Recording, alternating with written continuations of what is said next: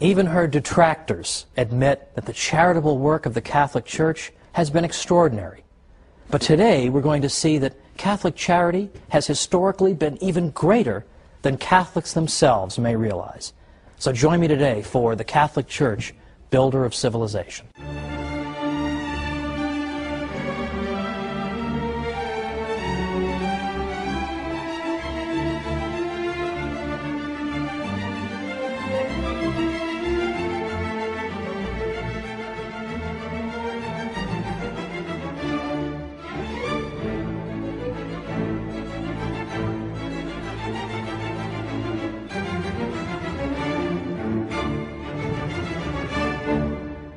Welcome to the Catholic Church, Builder of Civilization. I'm Thomas Woods. Today we're talking about Catholic charity. Now we all think we know all about Catholic charity, and indeed we do know a great deal about it. Even her opponents admit that the Catholic Church has done more charitable work than you can possibly believe. But Catholic charity is in fact even greater than people realize. And today we're going to explore why. For instance, it's the quality of the charity as well as the quantity. It's not simply that the Catholic Church did a lot of good work for people. That we'll look at in a moment. But it's the spirit that animated that charity as well. So, for instance, the Catholic Church taught that you should help somebody not because you expect a reward or you're going to keep hectoring this person forever, that you owe me something, remember I helped you 3.5 years ago, or you don't do it so that you can show the world what a great person you are. You do it because it pleases God, because you respect a fellow human being as being made in the image and likeness of God, and that you know that charitable work pleases Him. This is why you do it. You do it out of a love for God and your fellow man, not because you expect any kind of reciprocity. Beyond that, we have even the counsel from the Church that you should even help your own enemies. What, are you crazy? In the ancient world, they would have thought that was crazy. In ancient Greece and Rome, that would have been considered absurd. And indeed, in the ancient world, a lot of the giving was self-interested. It was not given out of the pure desire simply to help a fellow human being. So the quality, the kind of charitable work, the spirit that animated it, was very different in the Catholic world than it had been in the world that preceded the Church. But we should not at the same time disparage the question of quantity, because here too the Church excelled. Because for the first time you had institutionalized care for the sick and widows and orphans and the poor. Now again, there had been generosity shown in the ancient world, no one would deny that, but nowhere near the level that we see under the Catholic Church. Now remember my rule, I want to cite anti-Catholics whenever I can to show that what I'm saying really is true, because even an opponent of the Church admits it. Well, I'm fond of citing a historian from the 19th century named W.E.H. Lecky, because he was known to be an opponent of the Catholic Church, and yet when he wrote about this subject and he spanned the historical record, he concluded that there is no question that neither in practice nor in theory, neither in the institutions that were founded, nor in the place that was assigned to it in the scale of duties, did charity in antiquity occupy a position at all comparable to that which it has obtained by Christianity. So it's both the quality and the quantity of the Catholic charitable work that distinguishes it and makes it so historically interesting and compelling. Now, one objection can be raised to what I've said so far. There was an ancient school of philosophical thought called Stoicism. And the Stoics did indeed seem to be people who called for doing good deeds out of a sense of duty and without any expectation of reciprocity. The Stoics, in effect, believed that the wise man was a man who had no emotional connection to the world, who was such a master of his own person that he was utterly unperturbed by outside events, no matter how tragic. Well, it was in that spirit, that very, in a sense, empty kind of spirit of merely discharging your duty, that the Stoics engaged in charitable work. Yes, they taught that the wise man knows that he is a citizen of the world and all men are, in effect, to be cared for, but they are to be cared for without lending any emotional attachment to the relationship. So, for example, Seneca, who was a Stoic, said, "The sage will console those who weep, but without weeping with them. He will succor the shipwrecked, give hospitality to the proscribed, and alms to the poor, restore the son to the mother's tears, save the captive from the arena, and even bury the criminal. But in all, his mind and his countenance will be alike untroubled. He will feel no pity. He will do good, for he is born to assist his fellows, to labor for the welfare of mankind, and to offer each one his part.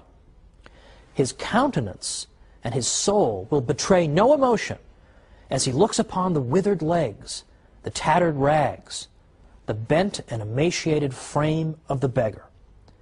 But he will help those who are worthy, and like the gods, his leaning will be toward the wretched.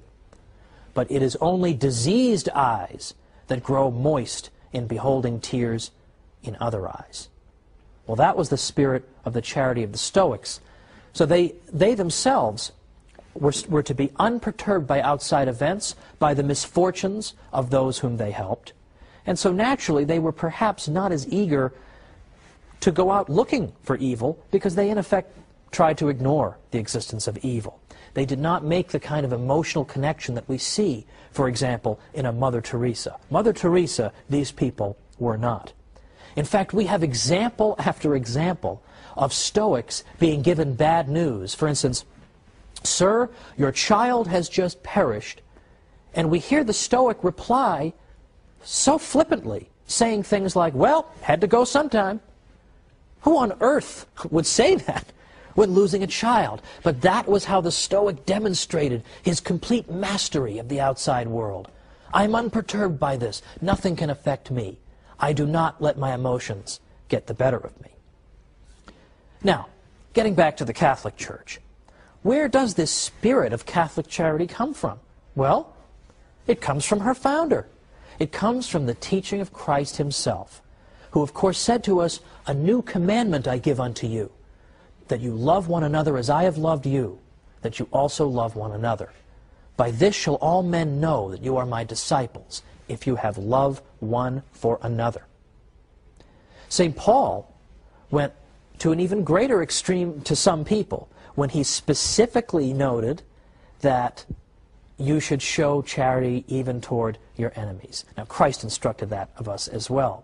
But St. Paul was cited repeatedly on this front, and his letters were cited repeatedly by early church fathers to encourage people to follow the counsel of St. Paul, and in fact to do good even for their enemies.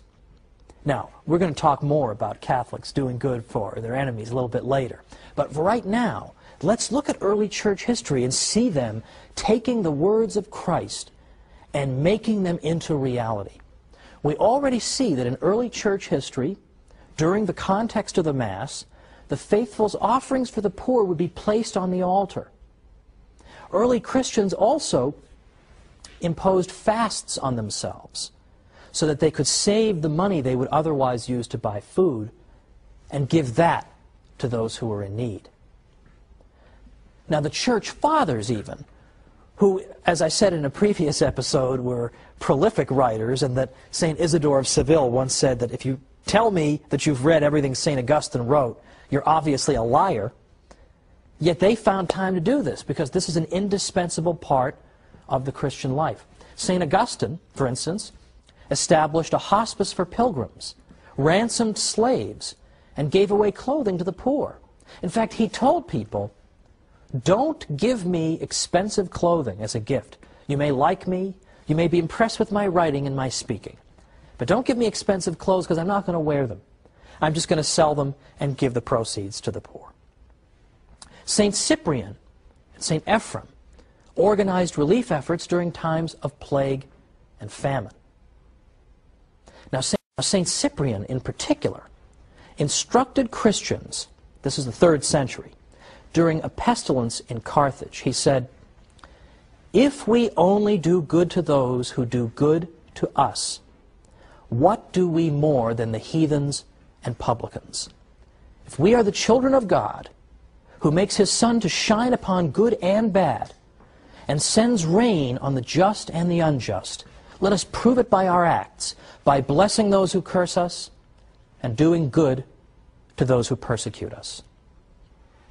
Now there was a fellow named Pachomius in the Roman army in the early 4th century who was very impressed that at a time when famine and disease struck the army, who came out and helped them?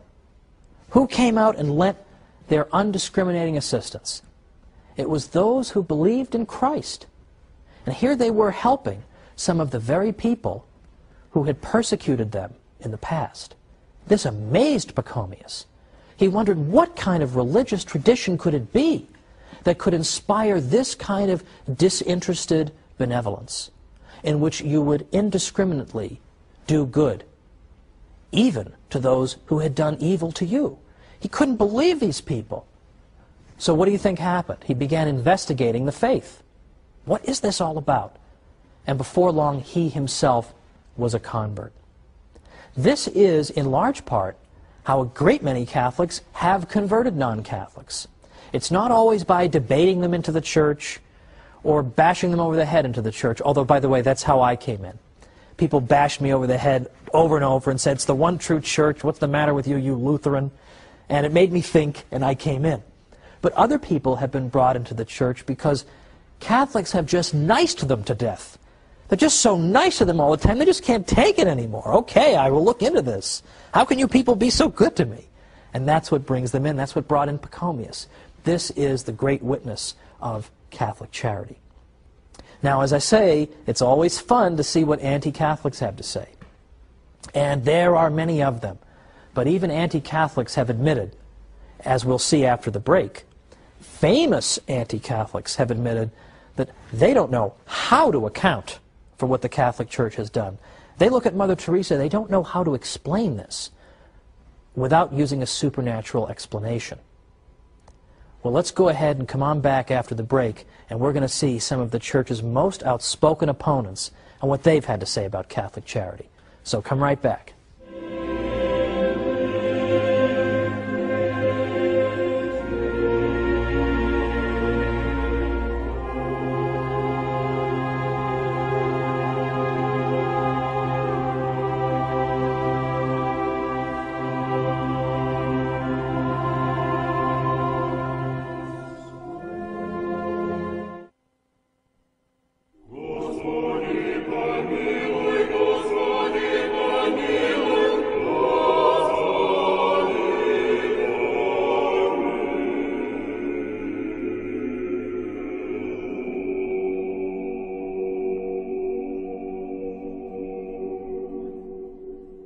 Welcome back to the Catholic Church, builder of civilization. I'm Thomas Woods.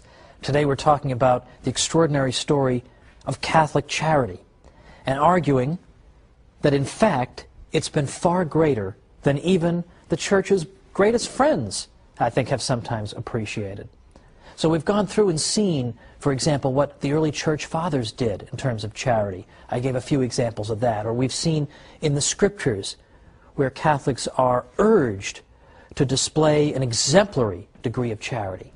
We've seen how it contrasts with the attitude of the ancient world, in which charitable work was something to be done, in effect, for a reward, or to call attention to oneself. And even when you do have the example of a school of thought like the Stoics, that does seem to say you should do good without expecting a reward, they do it out of such an emotionless sense of duty that we almost would view it as dehumanizing today. And that's not what the Catholic Church calls for at all. Well, just before the break, I was pointing out that a great many of the Church's best-known opponents over the years have conceded this point about Catholic charity. So I'd like to make good on that promise and go through a few of them, because this is quite astonishing, what we hear. Voltaire was perhaps the most anti-Catholic French intellectual of the 18th century, and that is saying something. And yet even Voltaire had to admit that he could not get over the extraordinary sacrifice that women religious made in order to work in hospitals. These nuns in their good work were extraordinary to him. And so Voltaire actually said, "Perhaps there is nothing greater on earth than the sacrifice of youth and beauty, often of high birth, made by the gentle sex in order to work in hospitals for the relief of human misery, the sight of which is so revolting to our delicacy." And he said, "Peoples separated from the Roman religion have imitated only imperfectly so generous a charity." Well, of course, ours is the Roman religion that he names. Now that is quite extraordinary, isn't it? That even Voltaire, who despised Catholicism, had to say, I have to hand it to them, I don't know how to account for this. Another example I sometimes cite is Julian the Apostate. Julian the Apostate was a 4th century Roman emperor from about the 360s. And Julian was anti-Christian through and through. He despised the toleration that had been extended to Christianity in the Edict of Milan in 313 by the Emperor Constantine. And in fact, Julian wanted to bring back ancient paganism and wipe out the Christian presence. And so, what did he try to do? He tried to revive a pagan priesthood and pagan ceremonies and all the trappings of an ancient pagan religion and give that the support of the state. And one thing Julian kept coming back to was that people kept being attracted to the Christian religion because the priests in that religion were so good and kind and generous, and the faithful in that religion were so good and kind and generous. And it drives Julian crazy. He says repeatedly, these people are so nice, why are my pagan priests not that nice? Why are you pagans not so nice? Because the Christians are coming in and they're snatching up people left and right by their good example. Why can't we come anywhere near imitating them? Well, there's an interesting compliment, isn't it? Okay, I mean, Julian has no particular interest in complimenting people who have the faith, and yet here he is forced to do it because you're showing us up as pagans. Now, my personal favorite in this list is Martin Luther, because I myself am a former Lutheran. That is a whole other story for a whole other program. However, I know a little something about Luther. I've read an awful lot of what Luther wrote. And Luther himself admitted that he couldn't quite get a handle on Catholic charity either, and why it was that charitable work under his teaching seemed to dry up. He had no explanation for this, and it drove him crazy. Now, before I go any further, I want to anticipate an objection here, because sometimes I get this. I get people saying, well, should you really portray Martin Luther as an enemy of the Catholic faith? I mean, wasn't he, toward the end of his life, didn't I hear something about maybe he was having second thoughts? Well, I don't think so. Because in fact, the last book Martin Luther wrote was called Against the Papacy at Rome, an Institution of the Devil. So if he's having second thoughts, he has a very funny way of showing it.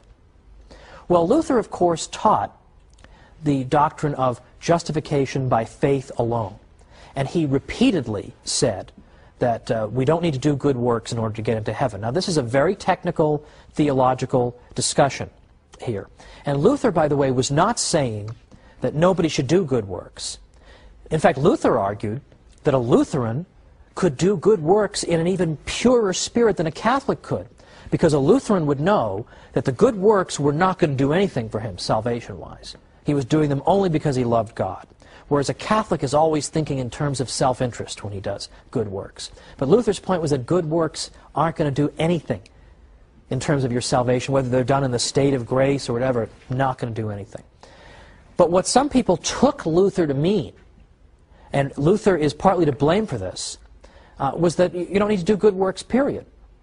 Because Luther would speak in such exaggerated language that at one point he actually said, you can commit adultery 100 times a day, and you can commit 100 murders a day, but as long as you have adultery 100 times a day, and you can commit 100 murders a day, but as long as you have a lively faith, this will not tear you away from Christ. Well, I think people can be forgiven if they conclude from that that good works are not that important.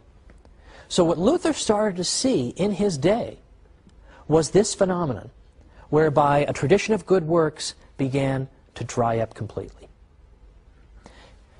In fact, Luther himself deeply regretted this and said, at least under the papacy, that is to say, at least under the Catholic Church, you didn't have to force people to be charitable. You didn't have to hold a gun to their heads.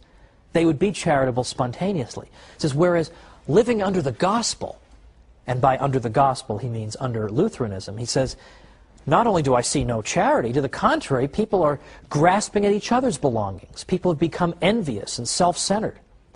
He was very interested in this. And throughout his life, he continued to observe good works by Catholics in hospitals and so forth. And it really was a rebuke to him. In fact, at one point, he got so frustrated with his fellow Germans that he tried to leave altogether. He just said, I just had it with you people. Nobody's living the gospel. Nobody's living the Christian life. That's interesting. He had to concede. The Catholic Church had helped to make people charitable. Now, a couple years ago, I was interviewed in the Washington Post. So obviously somebody was fired over that, but I was interviewed in the Washington Post in their live online segment, which I really like, because it's a live question and answer session on the internet. And so readers can type in questions, and then I'm sitting at my computer and I'm seeing all the questions come in, and then I answer them. Well, the questions are coming in fast and furious, so if you didn't have carpal tunnel syndrome before this process, you definitely have it afterward. One of the questions I got I thought was very interesting, and I thought a fair question. The person asked, after all, however, isn't Catholic charity really at its root self-interested? Because, in fact, isn't the person engaged in charity because he expects a reward? He expects to go to heaven. So can't we really say that really Catholic people are no different from people in the ancient world? They're all seeking rewards. And so I thought that was a fair enough objection. So I explained, I gave this answer. And I hope this is a good enough answer. If you don't think it's a good enough answer, write to me and I'll give a better answer the next time. But I gave an answer that was twofold. I said, first of all, the Catholic Church recommends to us in effect tells us there are three different levels of sanctity when it comes to doing good. Some people do good simply because they're afraid of going to hell, and that's the only motivation that will reach those people. Now, that's considered to be sort of good enough, but it's certainly not the ideal. At the next level, people do good because, as the questioner suggests, they seek heaven. And now, I personally see nothing wrong with that. But even that is not the ultimate level that the Church recommends to us. The Church says there is a top level. There's a level at which people do good solely because they love God and they want to please God. And that's why they're doing their good works. Not for any expectation or hope of reward, but because they want to please the God they love.